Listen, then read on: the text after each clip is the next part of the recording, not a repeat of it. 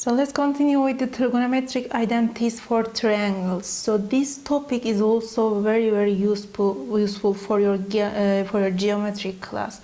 Actually, it is more related to geometry. So listen it very carefully. So let's start with the law of sines. So here we have ABC triangle and it has circumscribed circle, okay, and its radius is r. Here, as you can see, its radius is equal to r. So the law of sines, it tells us that a over sine A is equal to b over sine B, which is equal to c over sine C, and these ratios are all equal to 2r, which means they are all equal to this circle's diameter.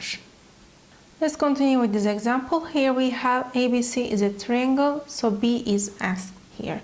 So we have the angle of A here and the length of A, and also we know the angle of B, and this length of B is asked. So from the law of sines, we know that A over sine A, right, is equal to B over sine B. So I can use this one. So here A is equal to 2 square root of 3 over sine A, which is equal to sine 120 degrees, is equal to B over sine 45 degrees. Okay. So these are also all equal to 2r, but we don't need to use this one because we already know the value of A, sine A, and sine B. So let's continue. So sine 120 degrees, this is also equal to sine 60 degrees, right? We learned this before. So this is equal to square root of 3 over 2, and sine 45 degrees, it's equal to square root of 2 over 2. So let's write this down together. Here we have 2 square root of 3 over square root of 3 over 2, which is equal to B over square root of 2 over 2. So from here we will get we will get 4, which is equal to, when we multiply this, it's 2b over square root of 2, and from here we will get 4 square root of 2, which is equal to 2b when we do cross multiplication, and from here we find the value of b as 2 square root of 2. Let's continue with the law of cosines. This is also very important. Let's say we have a triangle ABC here. So when we have these values, a square is equal to b square plus c square minus 2 times b times c times cosine A. Okay, so this formula is also same for B and C. If you want to find the B, it's B square is equal to A square plus C square minus 2AC times cosine B. So do you know that this formula actually comes from the Pythagorean theorem? How? We know that on our right triangle, right, this is our 90 degrees, right? So let's say here is A, here is B, here is C. So we know that A square is equal to B square plus C square, right? We learned this before, like we learned this before. So actually I can write this also as A square is equal to B square plus C square minus 2 times B times C times cosine 90 degrees, right? Because here we are trying to find the value of A, and its angle is equal to 90, right? So instead of A, we write 90 degrees here. So since cosine 90 degree is equal to 0, this 0 makes all this part is equal to 0.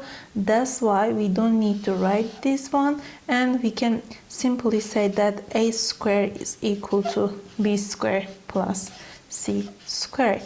So we can say that the law of cosines is actually the advanced version of Pythagorean theorem. In this example, we have this ABC triangle, and we have the value of angle B, which is equal to 60 degrees, and we have this side as 4 and this side as 5, and this x is s. So how we can find the value of x? So we know the length of other two sides, right? So we know also the degree of this side's angle. We can easily apply the law of cosines.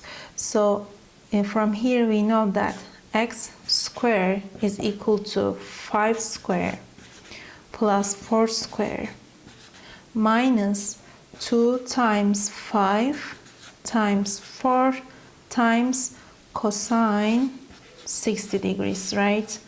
So from here we will get x squared is equal to, this is 5 squared, it's 25, 4 squared, it's 16, so 25 plus 16, it's 41, minus, this is 2 times 5, it's 10, 10 times 4, it's 40, okay, times cosine 60 degrees, it's equal to 1 over 2. So from here, x squared is equal to 41 minus 20, which is equal to 21. And from here, x is equal to square root of 21. Now let's look at this example. So here we have these two triangles, they are together like this, and this the length of x is s. So here we have the length of this one, AC, AB, BC, CD, and CE. We need to find the value of x. So how we can do that? You would normally try to solve this with geometric formulas, but we will try to solve with the law of cosines, okay? It is also another easy way to find solutions for these kind of questions. So let's say this angle, okay, let's say this is alpha, okay? If I knew this angle, I would easily write the theorem, right, the law of cosine, because I know this side, I know this side, I know this angle, and I can easily find the value of x. But in this case, we don't know this value, right? But we can use the other triangle, which is here, ABC, and from here we can find the value of cos alpha by using the law of cosines, okay?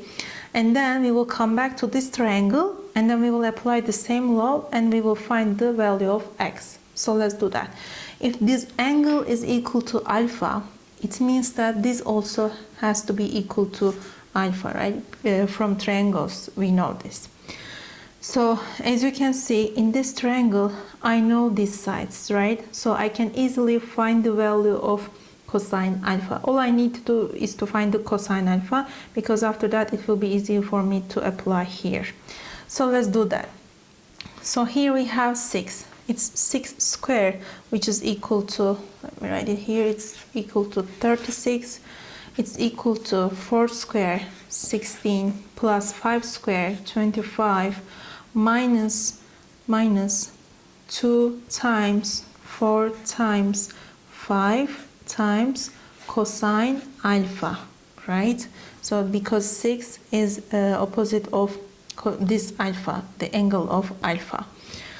So from here we can find the value of cosine alpha. So let's calculate this. So here we have 36 is equal to 41, okay, minus, it's 2 times 4, it's 8, 8 times 5, it's 40 cosine alpha. When I put this one here and the 36 to other side, it's 40 cosine alpha is equal to, we have 41 minus 36, it's equal to 5, okay? So from here, cosine alpha is equal to 5 over 40, which is equal to 1 over 8. So we are not done yet. We found the value of cosine alpha. So let's go back to our triangle here. So I know the value of cosine alpha. You don't have to find the value of you don't have to find the value of alpha. Cosine alpha is enough for us, okay, to apply the law of cosines. So let's do that here. So here we have x squared is equal to 6 squared, which is equal to 36, plus 8 squared, it's 64, minus 2 times 8 times 6 times cosine alpha. You see, all we need to find was the cosine alpha, and we found it. So everything is much easier. Now here x squared is equal to, this is 36 plus 64, this is equal to 100, minus, this is 2 times 8 times 6 times cosine alpha. So we know that cosine alpha is equal to 1 over 8, right? So these 8, they are cancel each other, and we have cancel out each other, and we have here 2 times 6, which is equal to 12. So x squared is equal to 100 minus 12, it's 88. From here, x is equal to square root of 88, which is also equal to, this is 4 times 22, and 4 goes out as 2, and this is 2 square root of 22. So this is the answer for our example. Now let's see how we find the area of a triangle by using trigonometric functions. So here first we have this ABC triangle, right? And the sides are A, B, and C. So the area formula for this triangle is equal to B times C times sine A over 2. Okay, so all you need to know is the two sides of this triangle and the angle of the other side. Okay, so this formula also comes from the area of a right triangle. How? Let's say this is our right triangle. Okay, so here we have A, B, C, right? So actually we know the area of this triangle, right? It's equal to A times C over 2, right? We know this. But actually this also has sine 90 degrees here.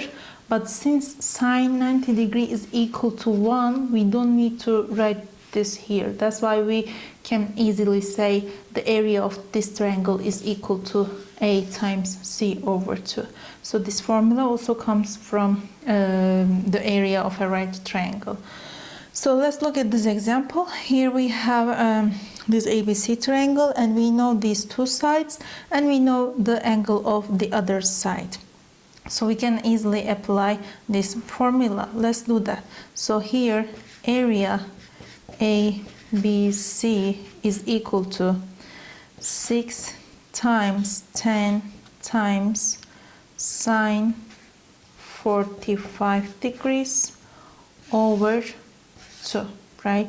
So from here these will simplify each other, and from here we will get it's 30. 3 times 10 is equal to 30, and sine 45, it is square root of 2 over 2, right? So from here we will get 15 square root of 2. So let's look at Heron's formula. So you can calculate the area of a triangle if you know the length of all three sides, okay? Let's say here we have a triangle ABC, and you know all the sides of this angle, A, B, and C. So first step you need to do is to calculate S, which is equal to half of the triangle's perimeter. So it's equal to A plus B plus C over 2, right? And second step is the area. The area is equal to square root of S times S minus A times S minus B times S minus C. This is also very useful formula especially for your geometry classes. So let's look at this example.